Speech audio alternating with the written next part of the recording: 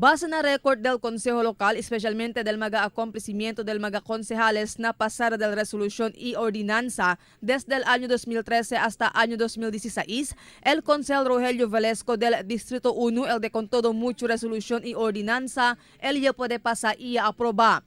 Total de 85 mga ordinansa el ya puede man author, sponsor, co-author y co-sponsor si Velasco. Ta incluye aquí el operación del Paseo del Mar, Jardín María Clara, Plaza del Pilar y Museo de Zamboanga. Si Velasco también el ya hace esfuerzo para mejorar con el Isla de Santa Cruz y para poner con este bajo na poder del gobierno local desde el Tiesa.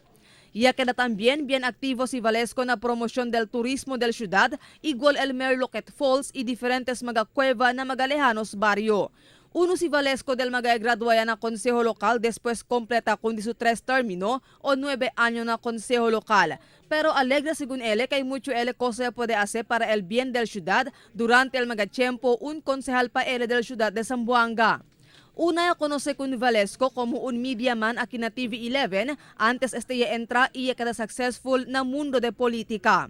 Tasigi con Velasco el Consel Noning Biel, Kenya puede pasar ordinanza total de 60. Eduardo Saavedra y Percival Ramos, total de 56. Vincent Paul Elago, total de 53. Cesar Jimenez Jr. y Miguel Alavar, igual total de 51. Melchor Sadain, total de 44. Mayra Paz Abubakar, total de 43, incluido el Smoking Ordinance. Romel Agan, total de 42. Charlie Mariano, Rodolfo Bayot y Roel Natividad, igual total de 31, Juan Climaco Elago, total de 29, BG Gingona, total de 27, incluido el Firecracker Ban, Josephine Pareja, total de 26, Jerry Perez, total de 24, y Ismael Musa, total de 22.